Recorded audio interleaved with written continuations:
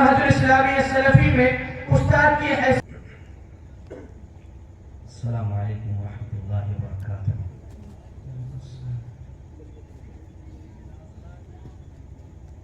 بسم اللہ.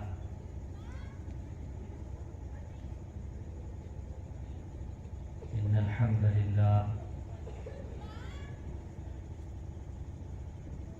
نحمده ونستعینه ونستغفره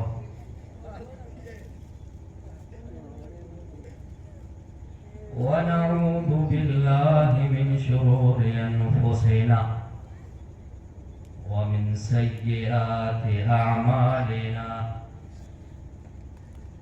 من يهده الله فلا مضل له وأشهد أن لا إله إلا الله وحده لا شريك له وأشهد أن محمدًا عبده ورسوله. أما بعد فإن أصدق الحديث كتاب الله وأحسن الهدي هدي محمد صلى الله عليه وسلم وشر الأمور محدثاتها وكل محدثة بدعة وكل بدعة ضلالة وكل ضلالة في النار. أعوذ بالله من الشيطان الرجيم. كتاب أنزلناه إليك مبارك ليدبروا آياته وليتذكر أولو الألباب.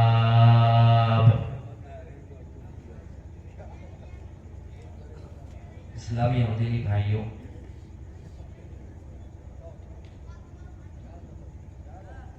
صدر محترم اسٹیج پر تشریف فرما علماء کرام، عزیز ساتھیوں، بزرگوں، پردہ نشین اسلامی ماؤں اور بہنوں، دینی مجلس، علمی مجلس کا ایک اپنا مقام ہے، ایک اپنا مرتبہ ہے، اور بڑی سعادت اور خوش نصیبی کی بات ہے ہمارے ان علماء کرام کے لیے، ان بزرگان دین کے لیے، ان نوجوانوں کے لیے کہ یہ اللہ کے فرشتوں کی دعائیں لینے کے لیے یہاں بیٹھے ہوئے ہیں، اور یہ اللہ کی مغفرت بخشش کے طلبگار ہیں. بڑی خوشی کی بات ہے. لیکن میری گزارش ہے اپنے پیاروں سے کہ آپ تھوڑا آگے آئیں. آگے سب نوجوان آگے آئیں. جی ہاں، آ جائیں پیاروں، آ جاؤ، آ جائیں، آپ بھی آ جائیں، آ جائیں. ہمیں بھی دیکھ لیجیے، ہم آپ کو دیکھتے ہیں. ماشاءاللہ، آ جائیں. محبت پڑے گی، محبت بڑھانے کے لیے 150 کلومیٹر سے آئے ہیں آپ کے یہاں. آ جائیں، آ جائیں، آ جائیں، آ جائیں.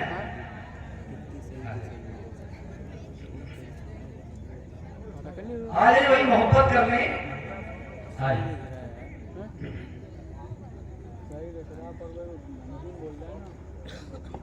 ہمارا ٹاپک، موضوع ایک اہم موضوع ہے، ایک اہم ٹاپک ہے. شریعت اسلامیہ کا سب سے پہلا مصدر، مرجع، جس کو کہا جاتا ہے، اور تمام علماء کرام سب سے پہلے اپنی گفتگو، اپنی اسپیچ، اپنا خطاب، اپنا کلام جو شروع کرتے ہیں وہ اسی مصدر کے حوالے سے شروع کرتے ہیں، جس کو کتاب اللہ، کلام اللہ، قرآن مقدس، کتاب حکیم کے نام سے ہم اور آپ جانتے ہیں۔ قرآن سے متعلق اس کی اہمیت و فضیلت پر ہم زیادہ روشنی نہیں ڈالیں گے، بلکہ اس کے کچھ حقوق بیان کریں گے، اہم پوائنٹس کی شکل میں، اہم نکات کی شکل میں، اور کوشش کریں گے کہ انشاءاللہ الرحمن ہمارے یہ پیارے نوجوان جو مستقبل کے ستارے ہیں چمکنے والے، اور یہ بزرگان دین جو ایک مدت گزار چکے ہیں اور انشاءاللہ العزیز اسی اسلام پر مر مٹنے کے لیے تیار رہتے ہیں اور اپنی قوم کے جذبات کو سمجھتے ہیں، اس پر ان کو ابھارتے ہیں اور اپنے نوجوانوں کے لیے ایسا ماحول پرووائڈ کرتے ہیں، فراہم کرتے ہیں کہ جس سے نوجوانان ملت اسلامیہ اور اسلام کے غیور مسلمان اپنے وقت کو کلام اللہ کے تدبر، تفکر اور اس میں غور و فکر کرنے میں نکالنے کی کوششیں صرف کرنے کے لیے تیار ہیں اور انشاءاللہ ہوتے رہیں گے۔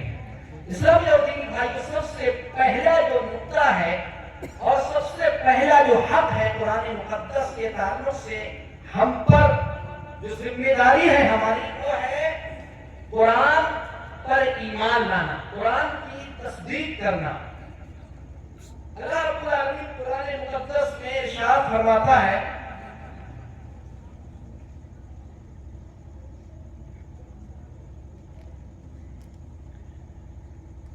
یا ایھا الناس قد جاءکم الرسول بالحق فآمنوا خیرا لکم۔ اللہ رب العالمین نے تمام انسانیت کو خطاب کرتے ہوئے فرمایا، اس آیت کے اندر اللہ رب العالمین نے کافروں سے خطاب کیا ہے، مشرکوں سے خطاب کیا ہے، مسلمانوں سے خطاب کیا ہے، اسی طرح مردوں سے خطاب کیا ہے، عورتوں سے خطاب کیا ہے۔ اللہ رب العالمین تمام انسانیت سے خطاب کرتے ہوئے فرما رہا ہے، اے لوگو، یا ایھا الناس، اے لوگو، قد جاءکم الرسول بالحق، تمہارے پاس رسول حق لے کر کے آ چکے ہیں، فآمنوا خیرا لکم، تو ایمان لاؤ، یقین کرو، بلیو کرو، تصدیق کرو، خیرا لکم، یہ چیز تمہارے لیے اچھی ہے، یہ چیز تمہارے لیے بھلی ہے، اس چیز میں تمہارے لیے خیر ہے۔ وَإِن تَكْفُرُوا، اور اگر تم انکار کرو گے، اور اگر تم کفر کرو گے، اور اگر تم نے اس کتاب کا انکار کیا، اس حق کا انکار کیا، فَإِنَّ لِلَّهِ مَا فِي السَّمَاوَاتِ وَالْأَرْضِ، تو اللہ رب العالمین کی ملکیت میں ہے یہ ساتوں آسمان، یہ ساتوں زمینیں اس کی بادشاہت میں ہے، اس کی سلطنت میں ہے۔ میرے بھائیو، اللہ رب العالمین نے یہاں پر آسمانوں کا ذکر کیوں کیا؟ اللہ رب العالمین نے آیت کے اندر زمینوں کا ذکر کیوں کیا؟ اللہ رب العالمین نے آیت کے اندر پہلے ٹکڑے سے بعد والے ٹکڑے کا کیا ربط ہے، کیا جوائنٹ ہے، کیا جوڑ ہے؟ میرے بھائیو، اہل تفسیر ذکر کرتے ہیں کہ اللہ رب العالمین نے جب یہ فرمایا، اے لوگو، تمہارے پاس ہمارا رسول حق لے کر کے پہنچ چکا ہے، تمہارے پاس پاس ہمارا رسول قرآن مقدس لے کر کے پہنچ چکا ہے، تو اس پر ایمان لانا تم پر واجب ہے، تم پر ضروری ہے، تم پر فرض ہے۔ ہاں اگر تم نے انکار کیا، اگر تم نے کتاب اللہ کے ساتھ کفر کیا، اگر تم نے کتاب اللہ میں طعن و تشریح کرنا شروع کر دی، اگر تم نے کتاب اللہ میں کیڑے نکالنا شروع کر دیے، تو اللہ نے فرمایا کہ سن لو، اللہ ہی کے لیے آسمانوں کی ملکیت ہے، اللہ ہی کے لیے زمینوں کی ملکیت ہے۔ تم زمین میں اللہ رب العالمین کو عاجز نہیں کر سکتے ہو، تم زمین کے اندر اللہ رب العالمین پر غلبہ نہیں حاصل کر سکتے ہو، کیونکہ جب ملکیت اس کی ہے، جب بادشاہت اس کی ہے، جب سلطنت اس کی ہے، تو اس بات کو کان کھول کر کے سن لو کہ لوگوں تم اللہ کو عاجز نہیں کر سکتے ہو۔ اللہ نے دوسری آیت میں فرمایا یا ایھا الذین آمنوا آمنوا باللہ ورسولہ، مومنوں تم اللہ پر ایمان لے کر کے آؤ۔ اللہ نے کیا فرمایا؟ مومنوں تم اللہ پر ایمان لے کر کے، مومن ہے معلوم یہ ہوا کہ ایمان کے درجات ہیں، اس لیے جو ایمان والا ہے وہ ظاہری طور پر ممکن ہے کہ مسلمان ہو، اور ممکن ہے کہ اس کے دل میں اللہ کے دل یقین ہو، وہ بلیو کرتا ہو، وہ تصدیق کرتا ہو اللہ رب العالمین کی، اس کے رسول جناب محمد رسول اللہ۔ آواز نہیں آ رہی؟ بالکل آواز نہیں آ رہی۔ ہاں ماشاءاللہ اہل حدیث ہے نا، وہ اتنا تو جانتے ہوں گے کہ جب رسول اللہ صلی اللہ علیہ وسلم کا تذکرہ کیا جاتا ہے تو آپ صلی اللہ علیہ وسلم پر درود و سلام کے نذرانے پیش کیے جانے چاہیے، ہے کہ نہیں؟ نوجوان بھائی توجہ دیں، آپ سے خاص طور پہ خطاب کروں گا، میں بھی نوجوان ہوں، آپ بھی نوجوان ہیں، یہ بزرگان دین ماشاءاللہ یہ تو ہے ہی الحمدللہ، یہ ہماری قوم کے جذبات کو ابھارتے ہیں ماشاءاللہ، اور یہ ابھاریں گے تبھی ہم بڑھیں گے، تبھی یہ کچھ ترقی کر سکتے ہیں اسلام کے لیے، اور تبھی ہم مر مٹنے کے لیے اپنے جان و مال کو قربان کر سکتے ہیں۔ تو کہہ دو صلی اللہ علیہ وسلم۔ اللہ نے فرمایا ایمان والو، اے اللہ کی ذات پر یقین کرنے والوں، اے جناب محمد رسول اللہ صلی اللہ علیہ وسلم کی ذات پر یقین کرنے والوں، اللہ پر ایمان لاؤ، اس کے رسول پر ایمان لاؤ، والکتاب الذی نزل علی رسولہ، اور اس کتاب پر ایمان لاؤ جس کو اللہ نے اپنے پیارے حبیب جناب محمد رسول اللہ صلی اللہ علیہ وسلم پر نازل فرمایا ہے، والکتاب الذی انزل من قبل، اور کتابوں پر بھی ایمان لاؤ جس کو اللہ نے پہلے رسولوں پر نازل فرمایا تھا۔ امام شوکانی، ان سے پہلے امام قرطبی، ان سے پہلے امام طبری، اسی طرح امام واحدی، یہ تمام مفسرین ذکر کرتے ہیں کہ وہ کتاب الذی نزل علی رسولہ سے مراد کہ وہ کتاب جس کو اللہ نے اپنے رسول پر نازل فرمایا ہے، اس سے مراد قرآن مقدس ہے۔ تو قرآن پر ایمان لانا بھی واجب ہے، فرض ہے۔ اگر کوئی شخص کتاب اللہ پر ایمان لانے کا انکار کرتا ہے، اس کو جھٹلاتا ہے، تو اللہ نے کیا فرمایا اس کو بھی سن لیجیے۔ اللہ نے فرمایا فَمَنْ أَظْلَمُ مِمَّنْ كَذَبَ عَلَى اللَّهِ وَكَذَّبَ بِالصِّدْقِ إِذْ جَاءَهُ أَلَيْسَ فِي جَهَنَّمَ مَثْوًى لِلْكَافِرِينَ۔ اللہ نے قرآن مقدس میں فرمایا اس شخص کے بارے میں جو قرآن کو جھٹلاتا ہے، قرآن پر تصدیق نہیں کرتا ہے، قرآن کی تصدیق نہیں کرتا ہے، قرآن پر ایمان نہیں لاتا ہے کہ یہ اللہ کا کلام ہے۔ اللہ نے فرمایا اس شخص سے بڑھ کر ظالم کون ہو سکتا ہے جو اللہ پر جھوٹ گھڑے اور سچ کو جھٹلائے۔ اللہ نے قرآن کے بارے میں کیا صدق کا لفظ استعمال کیا، اور علماء کرام موجود ہیں، اہل تفسیر نے ذکر کیا ہے کہ قرآن شروع ہوتا ہے سورہ فاتحہ سے، من الفاتحہ الی سورۃ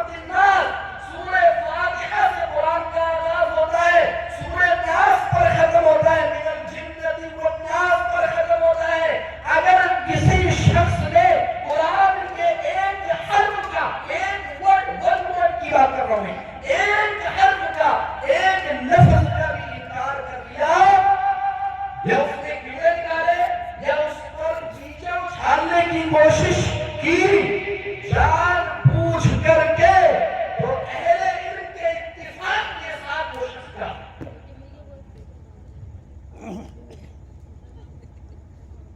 آپ سمجھ لیجیے، یہ آیت ہم نے ذکر کیا آپ کے ساتھ۔ آئیے ایک اور آیت لیتے ہیں، میری پوری تقریب باذن اللہ تعالی قرآن کی آیتوں سے ہے انشاءاللہ، اور نبی اکرم صلی اللہ علیہ وسلم کی احادیث سے رہیں گی، بس شرط ہے کہ آپ لوگ ساتھ ہیں۔ ہاں بولے انشاءاللہ، ہاں میں دعاؤں گا بھی بہت بلاتا ہوں، ہاں یاد رکھیں، بولے انشاءاللہ۔ ارے یار آوازیں حاضر نہیں آئے گا، بولو انشاءاللہ۔ آئیے اللہ رب العالمین کیا فرماتا ہے قرآن مقدس میں، میرے صحابہ کا ذکر ہوتا ہے، مجھے جب صحابہ کی بات یاد آ جاتی ہے دوستو تو سمجھ لیجئے کہ دل تڑپتا ہے، ان کی سچائی کو دیکھ کر کے، ان کے ہارٹ کو دیکھ کر کے، ان کے دل کو دیکھ کر کے، ان کی محبت کو دیکھ کر کے، ان کی سچائی کو دیکھ کر کے، ان کے صدق کو دیکھ کر کے اللہ رب العالمین نے فرمایا وَإِذَا سَمِعُوا مَا أُنزِلَ إِلَى الرَّسُولِ، اور جب یہ لوگ سنتے ہیں، کیا سنتے ہیں؟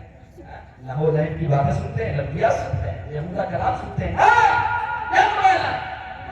أُنزِلَ إِلَى الرَّسُولِ، جو کچھ ہمارے نبی جناب محمد رسول اللہ صلی اللہ علیہ وسلم کی طرف نازل کیا جاتا ہے، وَإِذَا سَمِعُوا مَا أُنزِلَ إِلَى الرَّسُولِ، اور جب یہ سنتے ہیں ان باتوں کو جو رسول اللہ صلی اللہ علیہ وسلم کی طرف نازل کیا جاتا ہے، اللہ کے نبی صلی اللہ علیہ وسلم پر نازل کیا جاتا ہے، لوگوں شراب حرام ہے سنتے ہیں، اللہ کے نبی صلی اللہ علیہ وسلم پر نازل کیا جاتا ہے کہ آنکھوں کو پردہ اوڑھ کر کے گھروں سے نکلنا ہے، سنتے ہیں، خالی سنتے ہیں نہیں، آگے دیکھیے گا مما عرفوا من الحق، یہ پہچان لیتے ہیں کہ رسول اللہ پر جو نازل کیا جاتا ہے وہ حق ہے، وہ سچ ہے۔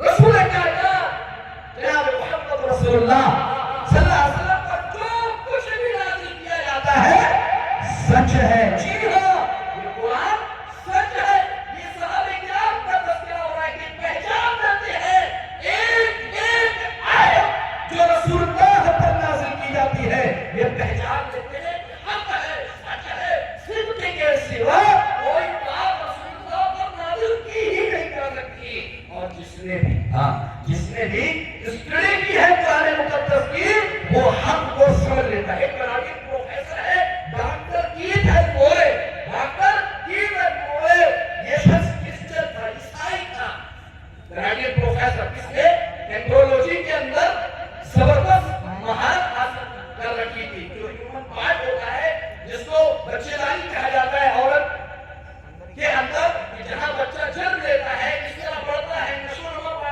پاتا ہے، یہ اس کے اسپیشلسٹ تھا، یہ پہلے عیسائی، لیکن جب اس نے قرآن مقدس میں غور و فکر کیا اور اس کی اسٹڈی کرنا شروع کر دی اور سنتا تھا کہ قرآن نے کچھ کہا ہے اس تعلق سے، مقصد ان لوگوں کا یہ ہوتا ہے کہ کیڑے نکالیں کسی طرح، کیڑوں اٹھائی جائے قرآن کی آیات کے اندر، لیکن میرے بھائیو نتیجہ یہ ہوا کہ وَلِلَّهِ الْحَمْدُ، جب اس نے اسٹڈی کی قرآن کی اور جس کا یہ اسپیشلسٹ تھا ایٹمولوجی کا، اور اس نے اس کو حق پہچانا، صحیح سمجھ لیا، فوراً ماشاءاللہ تبارک اللہ اس نے اسلام کو ایکسپینڈ کیا، اسلام کو قبول کر دیا۔ تو حق جس نے بھی پہچان لیا ہے، قرآن کی سچائی کو جس نے بھی پہچانا ہے، تو میرے بھائیو وہ اسلام قبول کیے بغیر نہیں مانا۔ الحمدللہ، اسی کا تذکرہ اللہ نے فرمایا وَإِذَا سَمِعُوا مَا أُنزِلَ إِلَى الرَّسُولِ تَرَىٰ أَعْيُنَهُمْ تَفِيضُ مِنَ الدَّمْعِ، اے لوگوں جب یہ لوگ ان باتوں کو سنتے ہیں، ان آیتوں کو سنتے ہیں جس کا نزول جناب محمد رسول اللہ صلی اللہ علیہ وسلم پر کیا جاتا ہے، تَرَىٰ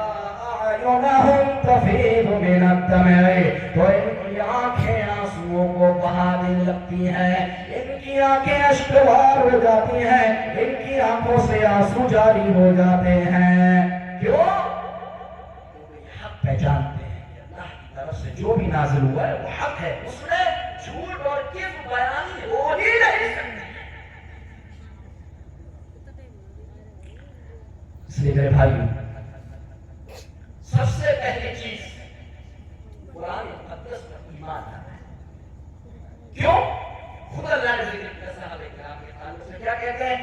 یقولون ربنا آمنا، یہ لوگ کہتے ہیں اے ہمارے پروردگار، اے ہمارے پالنے والے، اے ہمارے رب، آمنا، ہم ایمان لائے ہیں تیری ذات پر، ہم ایمان لائے ہیں تمام رسولوں پر، ہم ایمان لائے ہیں تمام کتابوں پر، اور خصوصاً قرآن مقدس پر جس کو تو نے جناب محمد رسول اللہ صلی اللہ علیہ وسلم پر نازل فرمایا ہے.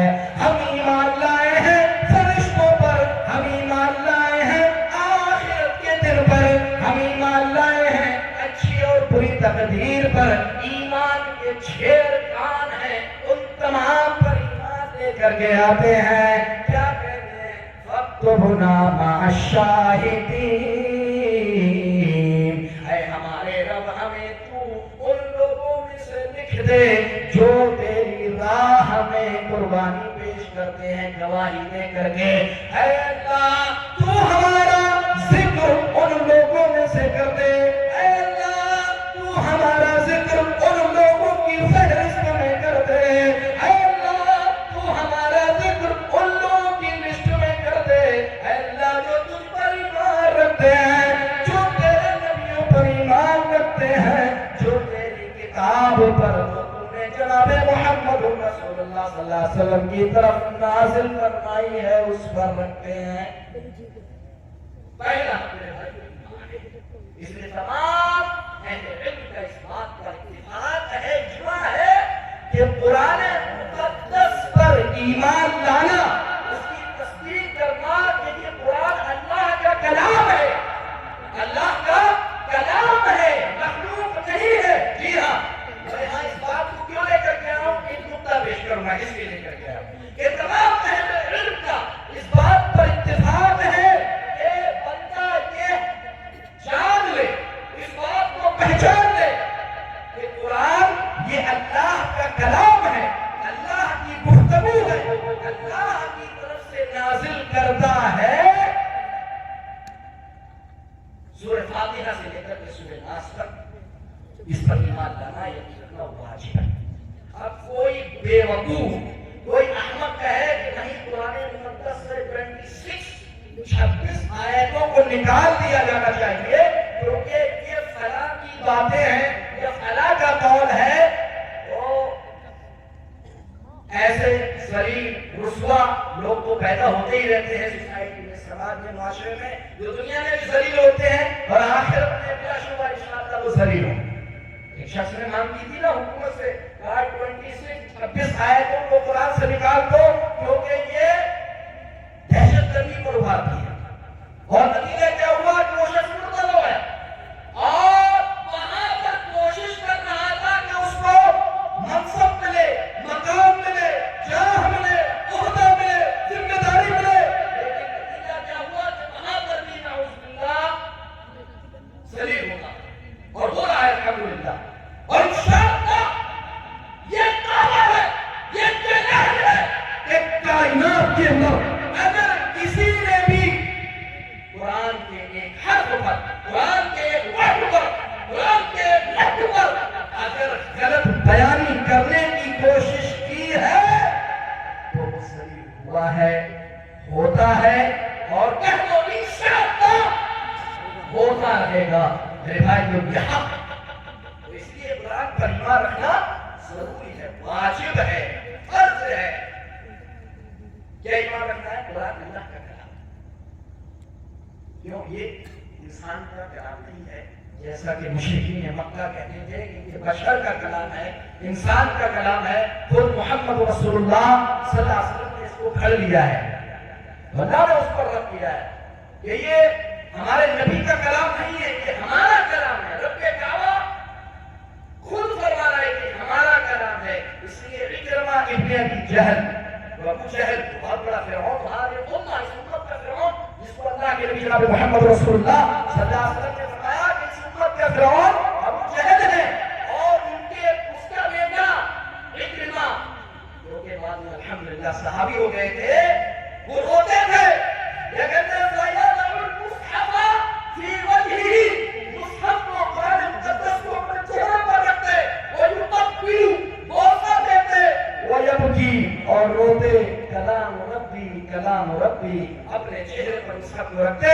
قرآن کو رکھتے، بوسہ دیتے اور کہتے کلام ربی، میرا رب کا کلام، کلام ربی، میرا رب کا کلام۔ میرے بھائیو، یہ اتفاق ہے اہل علم کا کہ یہ قرآن اللہ کا کلام ہے، مخلوق نہیں۔ لیکن سن 2 ہجری کے اندر کچھ بدعتیوں نے جنم لیا، معتزلہ کی شکل میں، جہمیہ کی شکل میں، اس کے بعد اشاعرہ آئے، اس کے بعد ماتریدیہ آئے، یہ تمام نئے نئے فرقے پیدا ہوئے، اور انہوں نے قرآن مقدس کے تعلق سے طرح طرح کی باتیں کہیں۔ کسی نے کہا کہ یہ قرآن اللہ کا کلام نہیں ہے، یہ مخلوق ہے، جیسے ہم اور آپ پیدا کیے گئے ہیں۔ انہوں نے کہا کہ قرآن کو بھی اللہ نے پیدا کیا ہے، جبکہ یہ بات درست نہ تھی اور نہ ہے، کیونکہ قرآن یہ اللہ کا کلام ہے، قرآن یہ اللہ کا کلام ہے، اللہ کی گفتگو ہے، لہذا ان پر رد کرنے والے پیدا ہوئے۔ امام احمد بن حنبل رحمہ اللہ کی شکل میں، امام عثمان بن سعید الدارمی رحمہ اللہ کی شکل میں بڑے بڑے علماء کرام پیدا ہوئے۔ اس لیے ابن تیمیہ رحمہ اللہ فرماتے ہیں اپنے فتاویٰ کے اندر ذکر کرتے ہوئے کہ اللہ سبحانہ و تعالیٰ نے اس امت کی 2 ایسے وقت میں 2 بڑے اماموں سے حفاظت کی ہے۔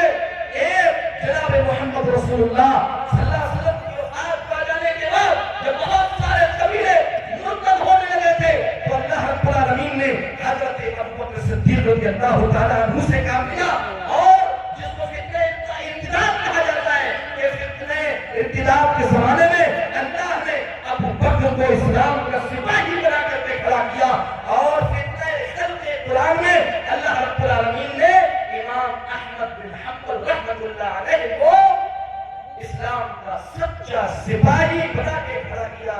یہاں تک کہ امام احمد بن حنبل رحمہ اللہ کو ستایا گیا، مامون کا زمانہ آیا، اس کے بعد میرے بھائیوں واسط کا زمانہ آیا، اس کے بعد معتصم باللہ کا زمانہ آیا۔ امام احمد بن حنبل رحمۃ اللہ علیہ اے نوجوانوں، ذرا سننا علماء کرام نے کس طرح قربانیاں دی ہیں، ذرا سننا میرے بھائیوں، علماء کرام نے کس طرح اسلام کی حفاظت کے لیے، دین کی حفاظت کے لیے، قرآن کی حفاظت کے لیے کس طرح سے قربانیاں دی ہیں۔ امام احمد بن حنبل رحمۃ اللہ علیہ کے خلاف معتزلی علماء نے، گندے قسم کے علماء نے، علماء سونے، بدعتی علماء نے مامون کو ابھارا، واثق باللہ کو ابھارا، معتصم باللہ کو ابھارا، ان تمام خلیفاؤں کو ابھارا، اور کہا کہ احمد بن حنبل کا عقیدہ یہ ہے کہ قرآن یہ اللہ کا کلام ہے، مخلوق نہیں ہے، جبکہ صحیح بات یہ ہے کہ قرآن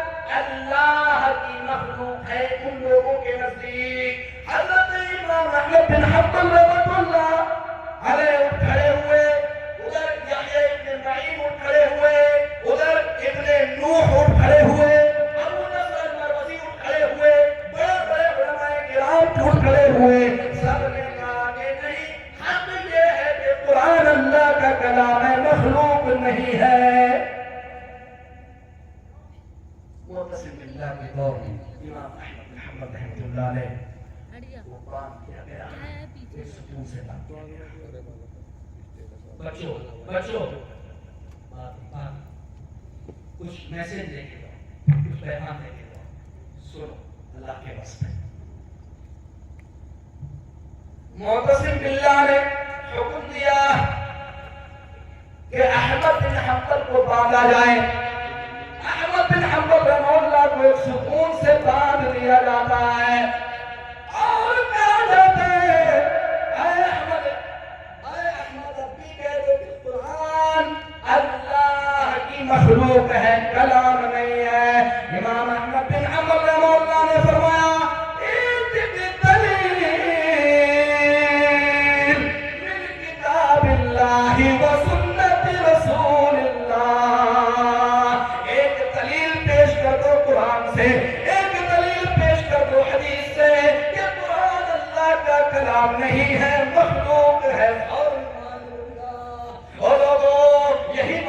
کہتا ہوں کہ علماء اہل حدیث سب سے پہلے دلیل پیش کرتے ہیں. یہ خوبی اگر آپ سارے فرقوں میں جا کر کے دیکھ لو, سارے مسلکوں میں جا کر کے دیکھ لو, سب سے پہلی خوبی وللہ الحمد میں علماء اہل حدیث کی یہ پائیں گے کہ وہ دلیل سے بات کرتے ہیں, قرآن کی دلیل سے بات کریں گے, قرآن کا ریفرنس آپ کے سامنے پیش کریں گے, جناب محمد رسول اللہ صلی اللہ علیہ وسلم کی باتیں پیش کریں گے. کیوں؟ کیونکہ انہوں نے یہ طریقہ حضرت عمر فاروق سے سیکھا ہے, کیونکہ انہوں نے یہ طریقہ امام بخاری سے سیکھا ہے, کیونکہ انہوں نے یہ طریقہ امام احمد بن حنبل رحمہ اللہ سے سیکھا ہے, کیونکہ انہوں نے یہ طریقہ ابن معین سے سیکھا ہے, کیونکہ انہوں نے یہ طریقہ ابن تیمیہ, ابن قیم, امام صحابی, ابن کثیر, ابن عبد الہادی رحمہم اللہ اجمعین سے سیکھا ہے. میرے بھائیو, امام احمد بن حنبل رحمہ اللہ کی پیٹھ پر کوڑا لگا, پہلا کوڑا لگتا ہے. اے نوجوانوں, دیکھو کس طرح ان لوگوں نے قربانیاں پیش کی ہیں دین کی خاطر, انہوں نے کس طرح قربانیاں پیش کی ہے اللہ رب العالمین کے کلام کی خاطر. امام احمد بن حنبل رحمہ اللہ کی پیٹھ پر پہلا کوڑا لگتا ہے, روزے کی حالت ہے. روزے کی حالت میں, رمضان کا مہینہ ہے. میرے بھائیو, غور کرنا, بھوک اور پیاس کی شدت کیا ہوتی ہے, اور سورج کی تپش ننگے آسمان کے نیچے امام احمد بن حنبل رحمہ اللہ کو سکون سے باندھا جاتا ہے. نوجوانوں, آج سنو, میں سنا کے جاؤں گا آج تمہیں قربانیاں ان لوگوں نے کس کس طرح قربانیاں پیش کی ہیں. آج سنو میرے بھائیو, امام احمد بن حنبل رحمہ اللہ کی پیٹھ پر پہلا کوڑا لگا, کہا کل یصیبنا الا ما كتب الله لنا. کہہ دیجئے کہ ہمیں جو بھی تکلیف پہنچتی ہے, جو بھی مصیبت لاحق ہوتی ہے, جو بھی پریشانی لاحق ہوتی ہے, وہ ان چیزوں کی وجہ سے ہوتی ہے, وہ اللہ نے ہمارے لیے دیا ہے. میرے بھائیو, پہلا کوڑا تھا. دوسرا کوڑا پڑتا ہے, امام احمد بن حنبل رحمہ اللہ سے پھر کہا جا رہا ہے, قرآن اللہ کی مخلوق ہے, کلام نہیں ہے. امام احمد بن حنبل رحمہ اللہ نے پھر کہا کہ دلیل من کتاب اللہ و سنت رسول اللہ. کتاب اللہ سے کوئی دلیل لے کر گیا, رسول اللہ صلی اللہ علیہ وسلم کی حدیث سے کوئی دلیل ہمارے سامنے پیش کر تو مان لیں گے. دوسرا زبان پر کیا ہے, لا حول ولا قوت الا باللہ. طاقت قوت الہی تیری ہے, تو نے تقدیر میں لکھا ہے کہ میں تیرے قرآن کی خاطر اپنے پیٹھ پر کوڑے کھاؤں. اے اللہ, جب تو نے آسمانوں کو بنایا, زمینوں کو بنایا, اے اللہ تو نے آسمانوں زمینوں کی تخلیق سے 50,000 سال پہلے یہ میری تقدیر میں لکھ دیا تھا کہ احمد بن حنبل رحمہ اللہ اپنی پیٹھ پر کوڑے کھانا تو گوارا کر لے گا, لیکن اللہ کے خلاف کوئی بات نہ کہے گا. رسول اللہ جناب محمد رسول اللہ صلی اللہ علیہ وسلم کے خلاف, آپ صلی اللہ علیہ وسلم کی حدیث پر آنچ آ جائے, اس کو گوارا نہیں کرے گا. میرے بھائیو, اس کے بعد جب بہت سارے کوڑے امام احمد بن حنبل رحمہ اللہ کی پیٹھ پر پڑ گئے, لوگوں نے کہا بد دعا دے دیجئے.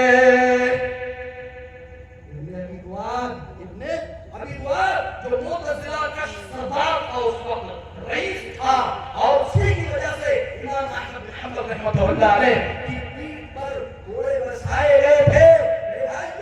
اس نے آپ کرائی تھی, لیکن آخری عمر میں اس کا کیا نتیجہ ہوا.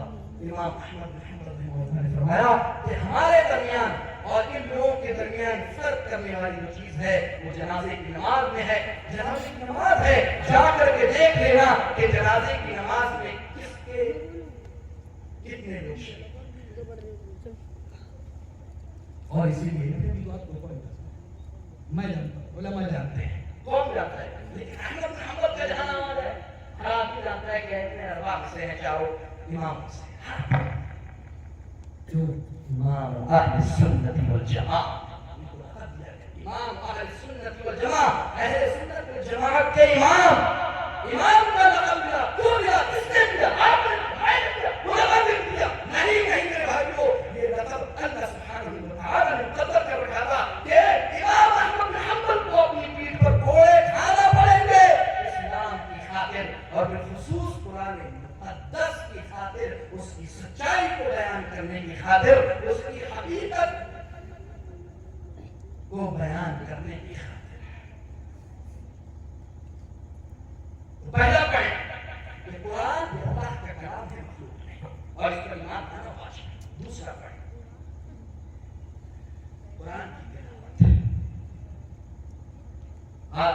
ابھی 2-3 روز ہوئے ہیں ماشاءاللہ رمضان کے مہینے میں، مبارک مہینے میں بہت سارے بھائیوں نے قرآن کی تلاوتیں کی. اللہ رب العالمین سے دعا کرتا ہوں الہ العالمین میرے تمام بھائیوں کی، میرے تمام بزرگوں کی، میری تمام بہنوں کی، میری تمام ماؤں کی جو انہوں نے تیرے قرآن مقدس کی تلاوت کی ہے، اے اللہ رب العالمین اس کو قبول فرما. قرآن کیا ہے میرے بھائی؟ اس کی تلاوت کے تعلق سے اللہ کیا فرماتا ہے؟ آئیے چند آیات میں اور ذکر کرتے ہیں. اللہ رب العالمین نے فرمایا الذین آتیناہم الکتاب، وہ لوگ جن کو ہم نے کتاب عطا کی. اس سے بڑا صحابہ کرام ہے کیونکہ سب سے پہلے مخاطب وہی تھے قرآن مقدس میں. پھر قیامت تک جتنے بھی لوگ آئیں گے سب اس میں آئیں گے. اللہ رب العالمین نے فرمایا الذین آتیناہم الکتاب یتلونہ حق تلاوتہ، جن لوگوں کو ہم نے کتاب عطا کی یہ اس کی حقیقی طور پر تلاوت کرتے ہیں. یتلونہ حق تلاوتہ، اس کی تلاوت کرتے ہیں جس طرح اس کی تلاوت کرنے کا حق ہے. تلاوت کا کیا حق ہے؟ رمضان میں پڑھو، باقی 11 مہینے تھا، یہی حق ہے. آج جوانوں کیا حق ہے قرآن؟ یہ صرف رمضان میں پڑھا جائے بولے.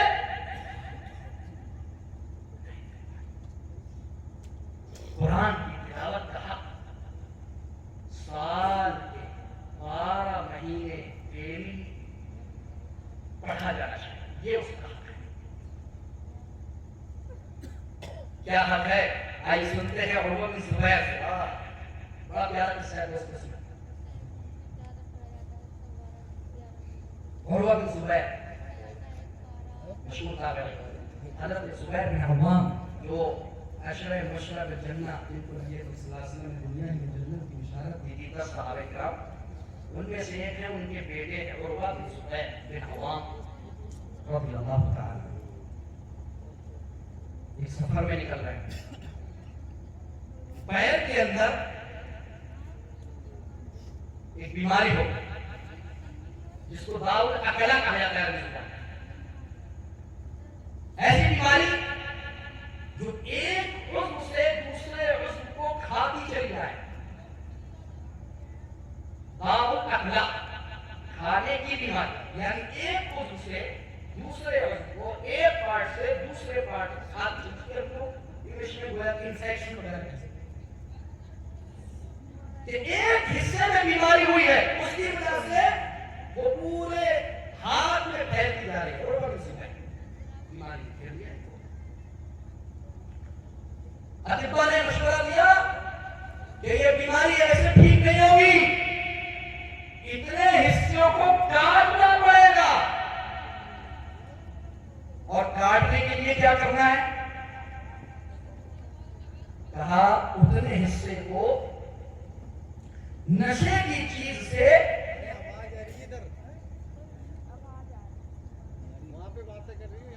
ڈھانپا جائے گا. نشے کی چیز اس پر لگائی جائے گی. کوئی مخدر ایسی چیز جو نشہ پیدا کرتے اتنے حصے میں، اتنے حصے کو سلا دے، وہ لگائے. تو انہوں نے بتایا کیا کہا، سنو میرے بھائی. حضرت عروہ بن زبیر نے کہا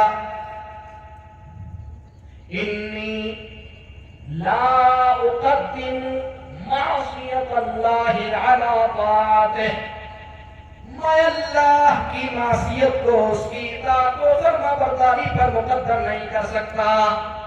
اگر اپنے حصے کو نشے سے ڈھانپا جائے گا، اگر اپنے حصے کے اندر نشہ لگایا جائے گا، یا یہ کہ مجھے شراب پینا پڑے گی تاکہ میرے اندر نشہ پیدا ہو جائے، تاکہ میرے جسم کے اندر نشہ پیدا ہو جائے، میں ایسا نہیں کر سکتا ہوں۔ حکیموں نے بھی مشورہ نہیں دیا، کہا پھر کیا علاج ہے؟ کہا علاج یہ ہے کہ اس کو آرے سے کاٹ دیا جائے، اتنا حصہ اتنا پیر آرے سے کاٹ دیا جائے۔ کہا ٹھیک ہے، کاٹنا ہی ہے تو سنو۔ کہا جب میں نماز کے لیے کھڑا ہو جاؤں، کیا خوشبو ہوتا تھا نماز میں میرے بھائی، سنو۔ کہا جب میں نماز کے لیے کھڑا ہو جاؤں، جب میں اللہ کے سامنے اپنی لگانا شروع کر دوں، جب میں اللہ رب العالمین کے سامنے مناجات کرنا شروع کر دوں، جب میں اللہ رب العالمین کے آگے اپنے ماتھے کو ٹیکنا شروع کر دوں، جب میں اپنی پیشانی کو رب ذوالجلال کے آگے رگڑنا شروع کر دوں، تب تم میں سے کوئی شخص میرے اتنے پیر کو کاٹ دینا تاکہ مجھے احساس نہ ہو۔ میرے بھائیو، آج ہماری نمازوں کا کیا حال ہے؟ ذرا پوچھ لو جا کر کے مسجد کے اندر، اگر مچھر کاٹے تو نماز ادھر مارتا ہے، مارتا ہی دو مطلب پتہ ہی لگتا ہے۔ آدمی کی دکان ہے، 4 دکانیں تو ایک پہلی رکعت میں اس دکان کا حساب لے گا، دوسری رکعت میں دوسری دکان کا حساب لے گا، ایسی نمازیں ہیں۔ یہ کیا کہہ رہے ہیں کہ نماز کی حالت میں میرا پیر کاٹنا تاکہ مجھے احساس نہ ہو۔ میرے بھائیو، بغیر کسی ایسی دوا کہ جو نشے والی ہے، کیونکہ نشے والی دوا کی ہمیں اجازت نہیں دی، منع کر دیا، اس کا پیر کاٹ دیا گیا۔ اور سفر میں چل رہے ہیں، سفر میں چل رہے ہیں، اور اس دن قرآن کی تلاوت کی تھی کہ نہیں کی تھی، یہ مسئلہ ہے۔ حضرت عروہ بن زبیر نے فرمایا میرے بھائیوں ذرا آپ بتاؤ تو صحیح، آج اگر ہمارے جسم کے اندر ایک چیونٹی کاٹ لے تو کتنی تکلیف ہوتی ہے، مچھر اپنا ڈنک لگا کر کے چلا جائے کتنی تکلیف ہوتی ہے، ہمارے جسم کے اندر انجیکشن لگایا جائے تو کتنی تکلیف ہوتی ہے، ہمیں کتنا احساس ہوتا ہے۔ حضرت عروہ بن زبیر کا پیر کاٹ دیا گیا ہے، اللہ رب العالمین کی بارگاہ میں کھڑے ہو جاتے ہیں، اللہ رب العالمین کے لیے نماز پڑھتے ہیں، احساس ہی نہیں کیا کہ پیر کٹا ہے کہ نہیں کٹا ہے۔ اس کے بعد فرمایا ائتنی بمصحف، میرے پاس مصحف کو لے کر کے آؤ، قرآن کو لے کر کے آؤ۔ بیان کرتے ہیں کہ حضرت عروہ بن زبیر رضی اللہ تعالیٰ عنہ نے اس دن بھی قرآن کا ایک پارہ پڑھا، قرآن کا ایک پارہ، صفحات ہوتے ہیں تقریباً 16 صفحات، ایک پارہ ایک جز انہوں نے اس حالت میں بھی پڑھا، تکلیف کی حالت میں۔ اللہ اکبر، یہی ہے تلاوت کا اصل ہے، جس کو کہتے ہیں تلاوت کا اصل ہے، جس کا ذکر اللہ رب العالمین نے دوسری آیت میں فرمایا انما المؤمنون الذین اذا ذکر اللہ وجلت قلوبهم واذا تلیت علیہم زادتهم ایمانا، مومن تو وہ ہیں جب اللہ کا ذکر کیا جاتا ہے، جب اللہ کو یاد کیا جاتا ہے، جب اللہ کا تذکرہ کیا جاتا ہے، وَإِذَا تُلِيَتْ عَلَيْهِمْ آيَاتُهُ، جب ان پر اللہ کی آیتوں کی تلاوت کی جاتی ہے، جب امام صاحب نماز کی حالت میں ان کے سامنے قرآن مقدس کی تلاوت کرتے ہیں، جب اسٹیج پر قاری صاحب ان کے سامنے قرآن کی آیتوں کی تلاوت کرتے ہیں، کیا حال ہوتا ہے ان کا؟ باتیں کرتے ہیں ادھر ادھر حلقوں میں، دائروں میں، جا کر کے بیٹھتے ہیں؟ نہیں، کیا بولا اللہ نے؟ زادتہم ایمانا، یہ چیز ان کے ایمان میں اضافہ کر دیتی ہے، یہ چیز ان کے ایمان کو بڑھا دیتی ہے۔ بھائی کبھی سوچا ہے کہ تلاوت کتنی عظیم چیز ہے؟ آئیے حدیثیں، چند احادیث رسول اللہ ہے۔ وعن عائشہ رضی اللہ تعالی عنہا عن النبی صلی اللہ علیہ وسلم قال، امی عائشہ فرماتی ہیں کہ پیارے حبیب جناب محمد رسول اللہ صلی اللہ علیہ وسلم نے ارشاد فرمایا،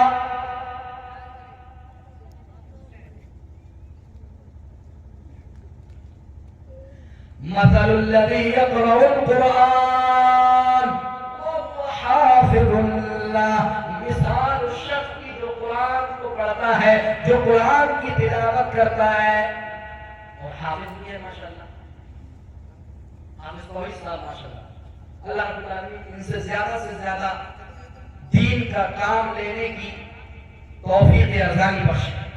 بولے تو زور سے آمین بولے۔ ماشاءاللہ بڑی خوشی ہوتی ہے آپ کے علاقے میں حافظ کوئی صاحب ماشاءاللہ، اتنا بڑا جذبہ بہت بڑی بات ہے دوستو۔ اللہ جب کسی سے بصارت چھین لیتا ہے تو بصیرت عطا کر دیتا ہے۔ جب کسی کی بصارت اللہ چھین لیتا ہے تو بصیرت عطا کر دیتا ہے، اور وہ آپ کے گھر میں حافظ کوئی صاحب ماشاءاللہ موجود ہے۔ اللہ رب العالمین ان کو دین کا سچا سپاہی بنائے۔ میرے بھائیو اللہ ذکر کر رہا ہے حافظ کوئی صاحب اور تمام علماء کرام جو حفاظ ہیں، قرآن کی تلاوت کرتے ہیں، اور اس گاؤں میں جتنے بھی حفاظ موجود ہیں ان کے تعلق سے دیکھو اللہ کے نبی جناب محمد رسول اللہ صلی اللہ علیہ وسلم کیا فرماتے ہیں؟ اللہ کے نبی صلی اللہ علیہ وسلم نے فرمایا، مثل الذی یقرأ القرآن، مثال شخص کی جو قرآن کی تلاوت کرتا ہے، جو قرآن کو پڑھتا ہے، وہ حافظ اللہ، اس نے اپنے سینے کے اندر رب کائنات کے 30 پاروں کو محفوظ کر رکھا ہے۔ السفارة الکرام البررہ، قیامت کے دن وہ شخص بزرگ، نیک، اچھے، بہتر فرشتوں کے ساتھ ہوگا۔ اللہ اکبر، اس سے بڑا کوئی فضل ہو سکتا ہے میرے بھائی؟ جبریل کے ساتھ، میکائیل کے ساتھ، اسرافیل کے ساتھ۔ اللہ کتنی بڑی بڑی فضیلت کی بات ہے۔ اللہ کے نیک فرشتوں کے ساتھ، اللہ کے تمام فرشتے نیک ہیں، ایک نور مخلوق ہے، ان کی صفات بھی بلند صفات ہیں، اور بالخصوص ایک ایسی جماعت کا تذکرہ کیا گیا جن کو سفارہ کہا جاتا ہے۔ اہل علم نیک ہیں، بزرگ ہیں، اور اللہ کی عبادت میں مشغول رہنے والے فرشتوں کے ساتھ آپ ساتھ ہوئے۔ اسی سے اندازہ لگائیے کیا ہمیں اپنے بچوں کو قرآن کا حافظ بنانا چاہیے کہ نہیں؟ چاہیے۔ میں نے پہلے کہا تھا بلوا دو ہاں زور زور جی بنائیں گے انشاءاللہ اپنے بچوں کو حافظ قرآن۔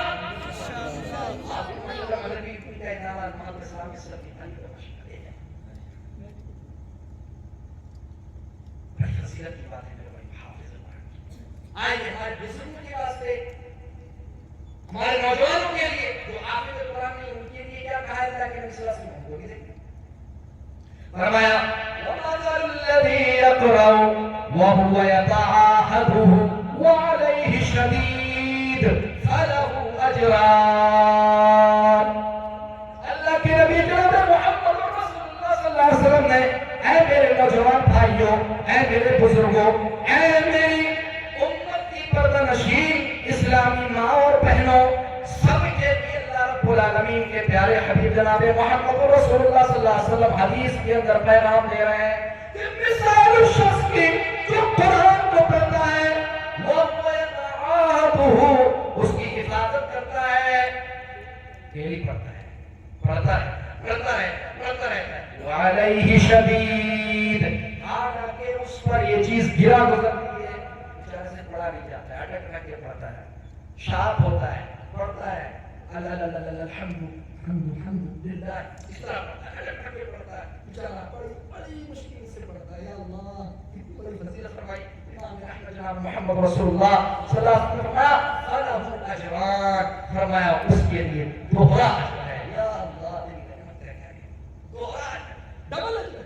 اللہ ایک تلاوت کا اور دوسرا جو بیچارہ محنت کے ساتھ مشقت کے ساتھ وہ قرآن کی تلاوت کر رہا ہے، اس کا اجر ہے. میرے بزرگوں، میرے ساتھیوں، میرے بھائیوں، میرے دوستوں، عزیزوں، قرآن کی تلاوت چھوڑو، ڈیلی پڑھو.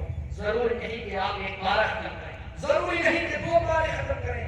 ایک ہی صفحہ پڑھیں لیکن ڈیلی پڑھیں.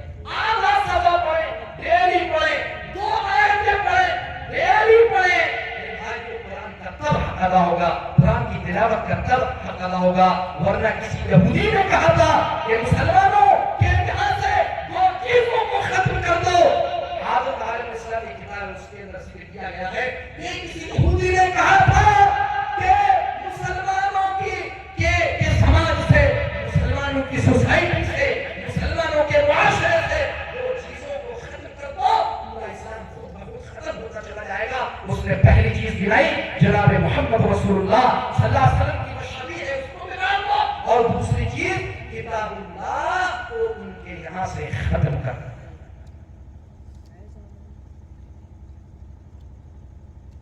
آگے ایک اور حدیث میں رہتا ہے، کیا فرمایا؟ ثواب پیارے حبیب صلی اللہ علیہ وسلم کی حدیث ہے.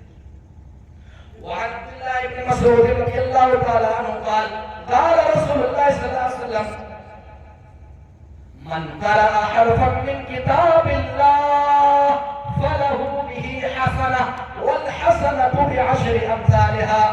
لا أقول ألف لام ميم حرف ولكن الف حرف ولام حرف ومیم حرف. حضرت عبداللہ ابن مسعود رضی اللہ تعالیٰ عنہ فرماتے ہیں، امام کائنات جناب محمد رسول اللہ صلی اللہ علیہ وسلم نے ارشاد فرمایا، جس نے کتاب اللہ کا ایک حرف پڑھا، ایک حرف پڑھا، ایک ون ورڈ، ایک لفظ پڑھا، فَلَهُ بِهِ حَسَنَةٌ، تو اس کے لیے اس میں ایک نیکی ہے. والحسنة بعشر أمثالها، اور ایک نیکی 10 نیکیوں کے برابر اللہ رب العالمین کے ہیں. اور اہل نے یہ ذکر کیا ہے شارحین حدیث میں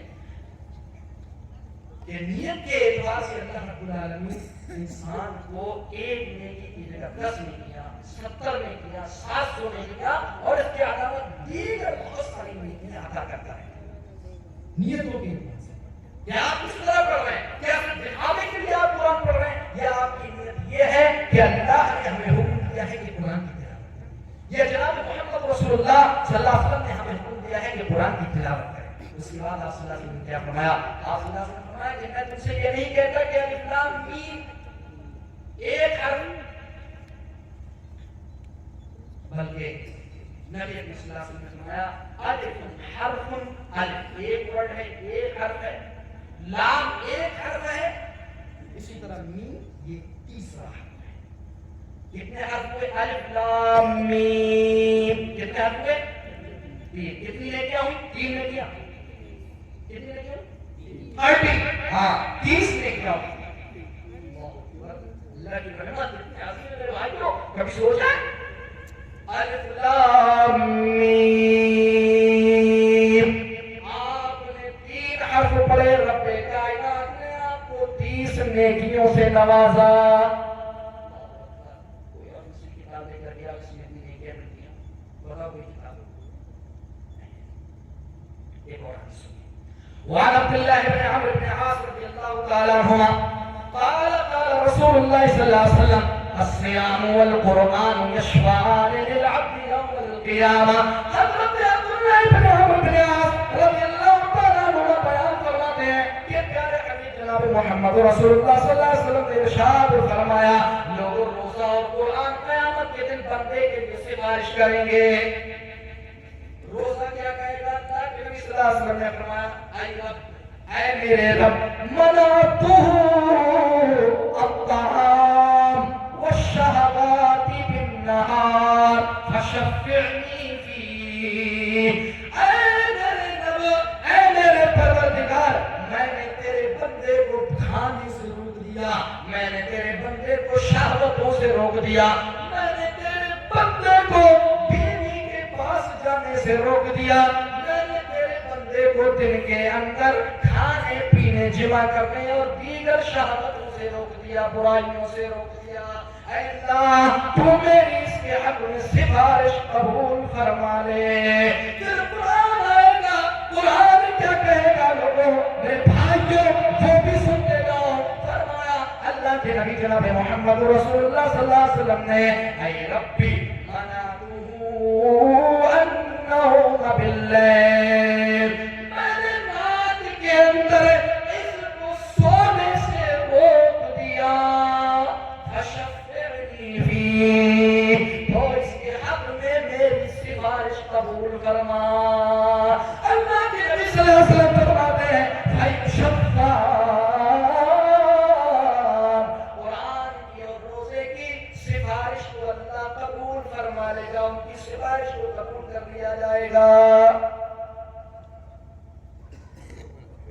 ایک اور حدیث ہے، وعن ابي امامه الطاهري رضي الله تعالى عنه قال قال رسول الله صلى الله عليه وسلم، حضرت ابو امامہ الطاہری رضی اللہ تعالیٰ عنہ فرماتے ہیں کہ اللہ کے نبی جناب محمد رسول اللہ صلی اللہ علیہ وسلم نے فرمایا، اقرأوا القرآن، لوگوں قرآن کو پڑھو، لوگوں قرآن کی تلاوت کرو، کیوں؟ فإنه يأتي يوم القيامة شفيعا لأصحابه، کیونکہ قیامت کے دن قرآن صاحب قرآن کے لیے، قرآن کے پڑھنے والے کے لیے، قرآن کی تلاوت کرنے والے کے لیے سفارشی بن کر کے آئے گا۔ اس سے بڑا فضل کیا ہو سکتا ہے آپ کے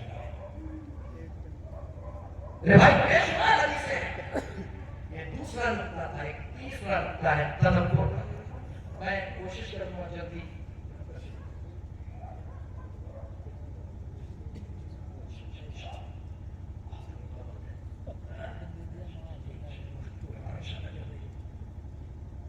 تیسرا نقطہ کیا ہے؟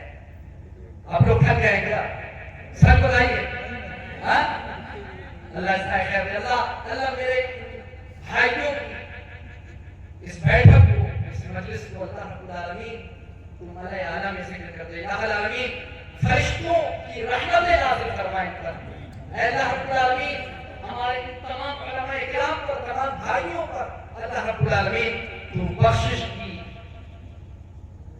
اور اپنی رحمتوں کے نزول کی بارش نازل فرما دے۔ میرے بھائیوں، قرآن کا تیسرا نقطہ ہے تدبر کا اور فکر کرنے کا۔ اللہ نے فرمایا وَلَقَدْ يَسَّرْنَا الْقُرْآنَ لِلذِّكْرِ فَهَلْ مِن مُدَّكِرٍ، ہم نے قرآن کو آسان کر دیا ہے نصیحت کے لیے، کیا کوئی ہے نصیحت حاصل کرنے والا؟ حافظ ابن کثیر رحمہ اللہ فرماتے ہیں یسرنا لفظ القرآن وسهلنا معنى القرآن، کہ ہم نے قرآن کے لفظ کو آسان کر دیا ہے، قرآن کے معنی کو آسان کر دیا ہے، قرآن کے سمجھنے کو آسان کر دیا ہے، للاعتبار، عبرت حاصل کرنے کے لیے، والاتعاب، نصیحت پکڑنے کے لیے، یہ حافظ ابن کثیر رحمہ اللہ نے اس آیت کی تفسیر میں ذکر فرمایا۔ اس لیے امام شوکانی رحمہ اللہ نے استدلال کیا ہے قرآن کی آیت سے، کیا آیت ہے وہ دیکھیے، افلا یتدبرون القرآن، کیا یہ لوگ قرآن میں غور و فکر نہیں کرتے ہیں، قرآن میں تدبر نہیں کرتے ہیں؟ ام علی قلوب اقفالها، یا یہ کہ ان کے دلوں پر پردے پڑے ہوئے ہیں، تالے لگے ہوئے ہیں۔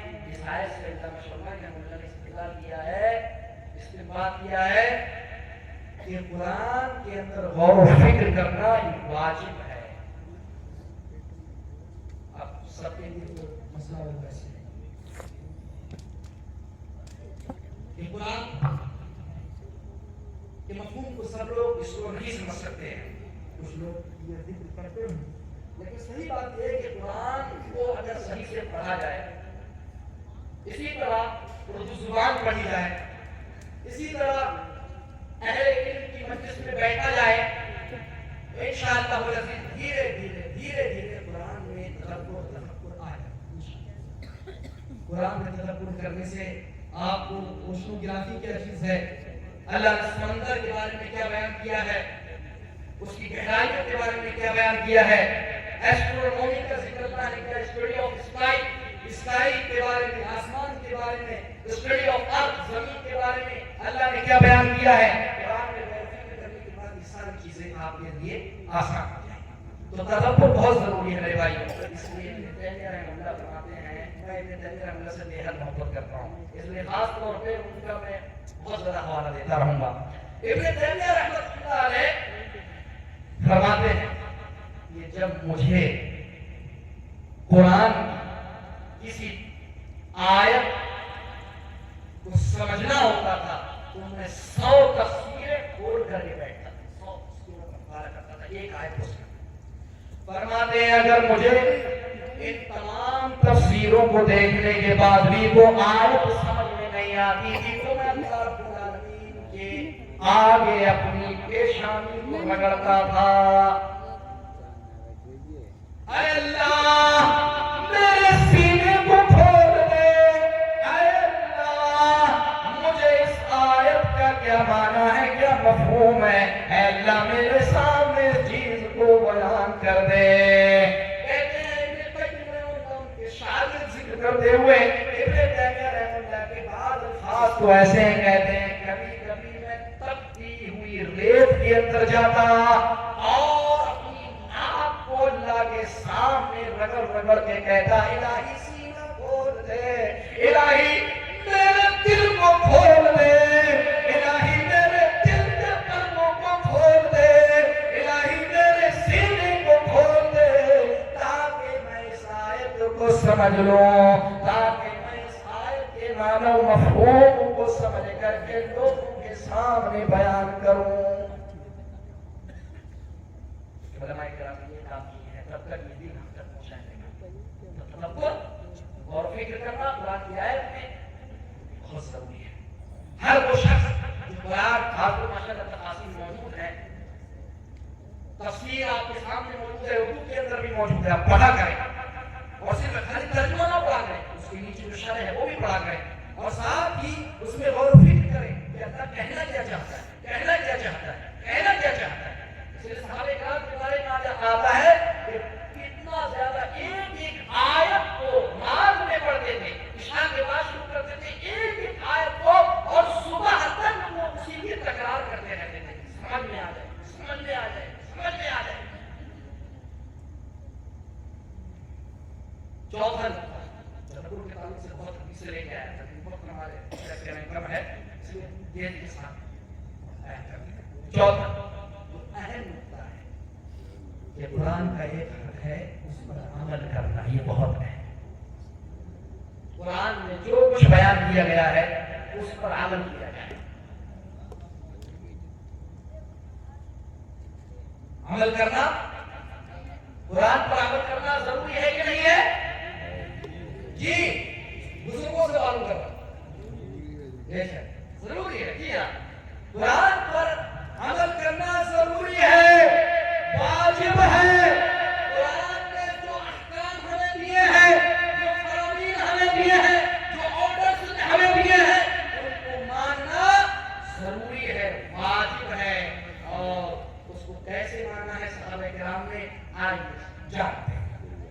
اللہ رب العالمین نے قرآن کے اندر آیت نازل فرمائی، یا ایھا النبی قل لازواجک وبناتک ونساء المؤمنین یدنین علیہن من جلابیبہن، اے ہمارے پیارے حبیب، اے ہمارے پیارے نبی، اے ہمارے پیارے رسول، اے ہمارے پیارے میسنجر صلی اللہ علیہ وسلم، آپ اپنی بیویوں سے کہیے، اپنی بیٹیوں سے کہیے، آپ رقیہ سے بولیے، آپ فاطمہ سے بولیے، آپ کلثوم سے بولیے، اپنی بیٹیوں کے سامنے اس بات کو رکھیے، آپ زینب سے بھی کہیے، وَنِسَاءِ الْمُؤْمِنِينَ، اور مومنوں کی عورتوں سے کہیے، مومنوں کی بیویوں سے کہیے، یدنین علیہن من جلابیبہن، چادروں کو ڈال لیا کریں۔ اللہ نے قرآن میں حکم نازل فرمایا، ابھی حکم سننا تھا کہ صحابیات کے کانوں میں آواز پہنچتی ہے، مفسرین ذکر کرتے ہیں، شارحین حدیث ذکر کرتے ہیں، حدیث کے روات ذکر کرتے ہیں، فشققن مروت رؤوسهن، عورتوں نے اپنی چادروں کو پھاڑ دیا. قرآن نے یہ نہیں کہا کہ کس طرح اوڑھنا ہے، قرآن نے یہ نہیں کہا کہ کس طرح تمہیں اپنے اوپر سے نیچے تک اوڑھنا ہے، سر سے پیروں تک ڈھانپنا ہے. یہ کسی صحابی نے نہیں پوچھا کہ قرآن نے کیا کہا، بلکہ سب نے، جتنے بھی صحابیات تھی، جتنے بھی صحابہ کرام رضوان اللہ علیہ مجمعین تھے، انہوں نے قرآن کے نزول کو سنا، قرآن کی اس آیت کے نزول کو سنا اور عمل کرنا شروع کر دیا. گھروں کے اندر پردے لٹکے ہوئے تھے، کہتے ہیں فشققن بُیوتَہُنَّ، اپنے گھروں کے پردوں کو، چادروں کو پھاڑ پھاڑ کر کے لپیٹنا شروع کر دیا. ایک آیت نازل ہوتی ہے، اللہ حکم دیتا ہے یہ کرو فوراً. ابھی شیخ نے ذکر کیا شراب کی حرمت کے تعلق سے، اللہ نے آیت کو نازل کیا. شراب 4 اسٹیٹس کے اندر حرام کی گئی، 4 اسٹیٹ. اہل علم نے ذکر کیا اس کے مقاصد، اس کی حکمتیں الگ الگ ہیں. بہرکیف جب نازل کیا گیا، حضرت عمر رضی اللہ تعالیٰ عنہ چاہتے تھے کہ شراب کو حرام کر دیا جائے.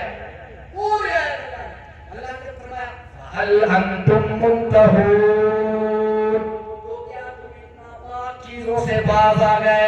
حضرت عمر رضی اللہ تعالیٰ عنہ نے فوراً کہا انتہینا انتہینا انتہینا، اے اللہ ہم باز آ گئے، اے اللہ ہم دور ہو گئے ان حرام کردہ چیزوں سے.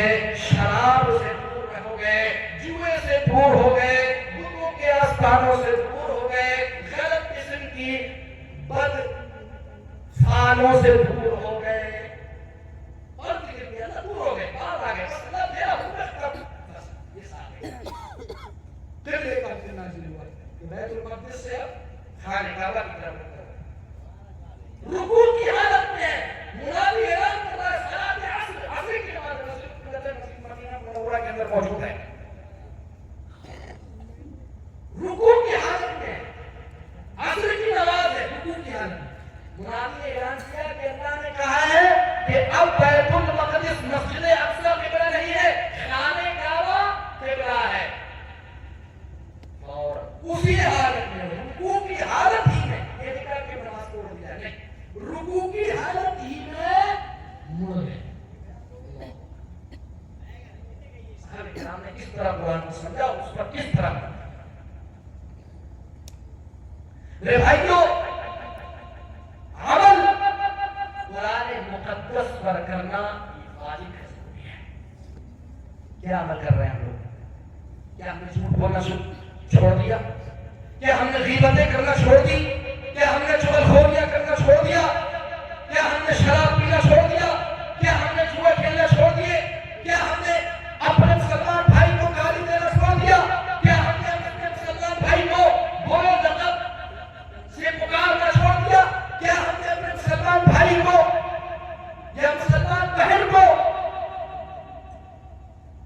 برے انداز میں پکارنا چھوڑ دیا یا نہیں چھوڑا؟ اور فکر کرو میرے بھائیوں اور سوچو کیا ہمارا عمل ٹھیک ہے کہ نہیں.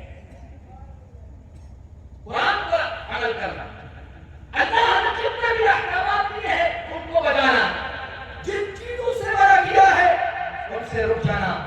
عقیدے منہج کے اعتبار سے جو اللہ نے بیان کیا ہے، جو منہج کیا ہے ہمیں، جو عقیدہ کیا ہے، جو سلوک کیا ہے، جو اخلاقیات ہمیں بتائے ہیں، جو عبادات کی شکلیں اللہ نے ذکر کی ہیں، اور اسی طرح معاملات کی شکلیں اللہ نے ہمیں دی ہیں، ان پر عمل کرنا. اللہ نے ہمیں حکم دیا ہے کہ وراثت تقسیم کریں. وراثت تقسیم کرتے ہیں، اپنے بھائیوں کو دیتے ہیں، اپنی بہنوں کو دیتے ہیں، کیا کہتے ہیں جائز کی شکل میں دے دیا. یہ وراثت نہیں ہے دوستو.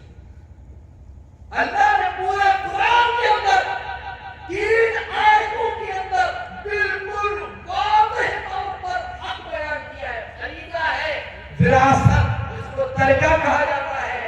یہ فریضہ ہے، سب کو دینا ہے، بھائی کو دینا ہے، بہن کو دینا ہے، ماں کا جتنا حق بنتا ہے، بیوی کا جتنا حق بنتا ہے، شوہر کا جتنا حق بنتا ہے، بیٹوں کا جتنا حق بنتا ہے، دادا کا جتنا حق بنتا ہے، سب کو دینا ہے.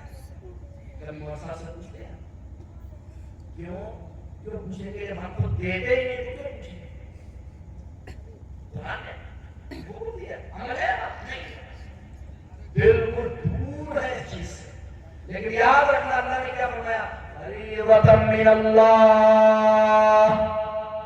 اللہ رب العالمین نے جب وراثت کا تذکرہ فرمایا, اللہ رب العالمین نے جب حقوق بیان فرمائے, اللہ رب العالمین نے جب حدود ذکر کیے تو اللہ نے فرمایا یہ فریضہ ہے اللہ رب العالمین کی طرف سے.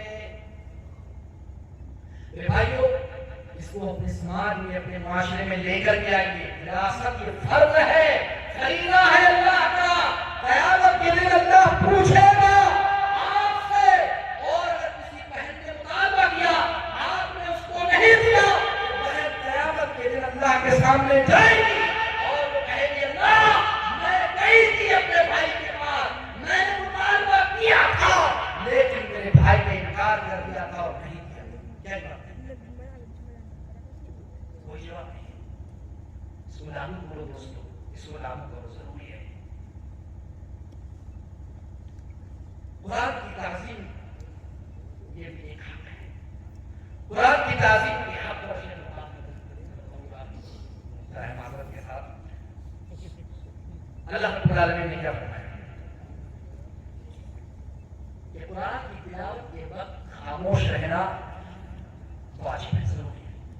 اللہ نے کیا فرمایا, اللہ رب العالمین فرماتا ہے وَإِذَا قُرِئَ الْقُرْآنُ فَاسْتَمِعُوا لَهُ وَأَنصِتُوا لَعَلَّكُمْ تُرْحَمُونَ.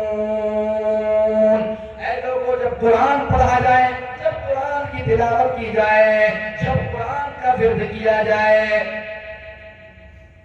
فَاسْتَمِعُوا لَهُ, غور سے سنو. کیا فرما رہا ہے اللہ, غور سے سنو. وَأَنصِتُوا لَعَلَّكُمْ تُرْحَمُونَ, خاموش رہو. قرآن کی تلاوت ہو تو خاموش رہو. اللہ کو رہی لعلکم ترحمون, تاکہ تم پر رحم کیا جائے.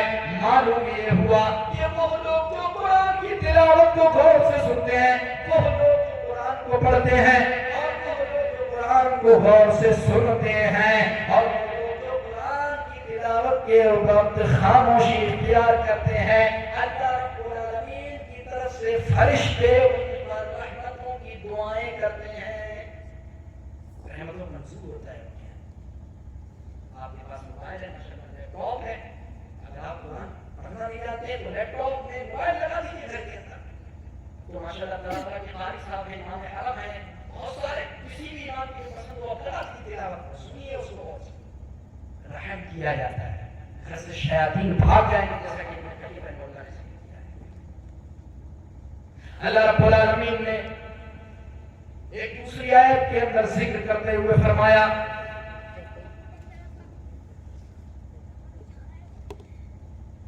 کہ قرآن کے تعلق سے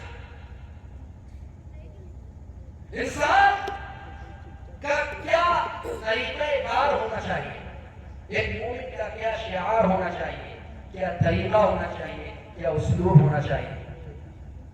کہ جب قرآن کی تلاوت کی جائے, اللہ نے فرمایا یخرون, تو وہ گر پڑتے ہیں سجدہ کرتے ہوئے. اللہ رب العالمین کی سجدہ کرتے ہوئے. ایک آیت میں یخرون للأذقان, گھوڑیوں کے بل وہ گر پڑتے ہیں. اللہ رب العالمین کی جب تلاوت ہوتی ہے ایسی مجلس کے اندر, اور تلاوت جس مجلس کے اندر ہوتی ہے یا جس گھر کے اندر تلاوت ہوتی ہے اس کے کئی فائدے ہیں. پہلا فائدہ کہ اللہ رب العالمین ایسے شخص پر اپنی مغفرت کی بارش نازل فرماتا ہے. نمبر 2, اللہ کے فرشتے اس پر رحمتوں کی دعائیں کرتے ہیں. نمبر 3, شیطان ابلیس ایسی محفلوں سے, ایسی مجلسوں سے دور بھاگ جاتے ہیں. نمبر 4, قرآن کے ذریعہ سے شفا حاصل ہوتی ہے. اللہ رب العالمین بہت ساری دلی بیماریاں, دماغی بیماریاں, ذہنی بیماریاں, جسمانی بیماریاں جو ہوتی ہیں میرے بھائی, وہ سب ختم ہو جاتی ہیں. امام ابن قیم رحمہ اللہ کی بات کہہ کر کے, اس کو بیان کر کے میں اپنی بات ختم کرتا ہوں. امام ابن قیم رحمہ اللہ نے ذکر کیا ہے اپنی کتاب الداء والدواء کے اندر ابن قیم رحمۃ اللہ فرماتے ہیں مکہ مدتاً، میں مکہ میں ایک لمبی مدت ہے، کہتے ہیں مجھے بیماری تھی، تو میں نے کہا کیا کام کیا؟ کہہ رہے کہ قرآن کی تعظیم کرتے ہوئے، چونکہ اللہ نے حکم بھی دیا ہے، کہتے ہیں کہ میں نے قرآن مقدس کی تلاوت کو کثرت سے کرنا شروع کر دیا۔ کہتے ہیں قرأت الفاتحہ وشربت ماء زمزم، میں نے سورہ فاتحہ کو پڑھا اور زمزم کا پانی پینا شروع کر دیا، اس لیے شفا حاصل کرنے کے لیے۔ امام ابن قیم رحمہ اللہ فرماتے ہیں میں نے اس کا اتنا بڑا اثر پایا، فرأیت لها تأثیرا عجیبا، میں نے اس کا اتنا بڑا اثر پایا، عجیب و غریب تاثیر دیکھی کہ جب میں سورہ فاتحہ کی تلاوت کرتا، جب زمزم کا پانی پیتا، مجھے انتہائی بڑی تکلیف تھی، میرے جسم کے اندر عجیب سی پھٹن سی تھی، میرے جسم کے اندر ایسا لگتا تھا کہ اندر پیٹ کے اندر کچھ پتھر چبھ رہے ہیں، مجھے تکلیف تھی، بڑی پریشانی تھی، بڑے ٹینشن میں مبتلا تھا، لیکن جب سورہ فاتحہ کی تلاوت کرنا شروع کی، زمزم کا پانی پینا شروع کر دیا، اللہ کے فضل و کرم سے اللہ رب العالمین نے مجھے شفا عطا کی، صحت یاب بنا دیا۔ اس لیے دوستو قرآن کی اثر سے سورہ فاتحہ، بہت سارے لوگوں کو اگر قرآن یاد نہیں ہے تو فاتحہ بھی یاد کری ہوگی بھائیو، سورہ فاتحہ کوئی پریشانی ہو، السلام علیکم شیطان ہے، اور صاحب آسے کی شکایت ہے، اور صاحب جن کی شکایت ہے، تو جن کی شکایت ہے قرآن میں گھر پہ تلاوت نہیں ہوتی صاحب، قرآن کی تلاوت نہیں ہوتی ہے، اور نہیں کرو موبائل ہے بھائی، موبائل چلا لو۔ شیخ صاحب نصران رحمہ اللہ سعودی عرب کے بڑے علماء سے وہ خود ذکر کرتے ہیں کہ اگر کسی گھر کے اندر لوگ قرآن پڑھنا نہیں جانتے ہیں، اگر وہ موبائل ہی لگا دے تو انشاءاللہ الرحمن موبائل کی تلاوت ہی سے گھر کے شیاطین اور جو ابلیس ہیں انشاءاللہ وہ بھاگ جائیں گے۔ اللہ رب العالمین سے دعا کرتے ہیں کہ الہ العالمین جو کچھ ہم نے سنا ہے اللہ رب العالمین سب سے پہلے اس پر ہمیں اور ہم تمام مسلمان بھائیوں کو اس پر عمل کرنے کی توفیق عطا فرمائے۔ الہ العالمین اس دینی مجلس کے اندر، اس دینی محفل کے اندر جتنے بھی ہمارے جوان بھائی، جتنے بھی ہمارے بزرگ بھائی، تمام علماء کرام، تمام بزرگان دین، ساتھی اور ہماری تمام پردہ نشین مائیں اور بہنیں موجود ہیں، اے اللہ سبحانہ وتعالی ان سب کے بیٹھنے کو قبول فرما، اور الہ العالمین ہم تمام بھائیوں کے گناہوں کو معاف فرما، اور اللہ رب العالمین ہم اس محفل سے اس حال میں اٹھیں کہ الہ العالمین ہمارے پچھلے سارے گناہ معاف کر دیے جائیں۔ وآخر دعوانا الحمدللہ رب العالمین۔ جزاکم اللہ خیر۔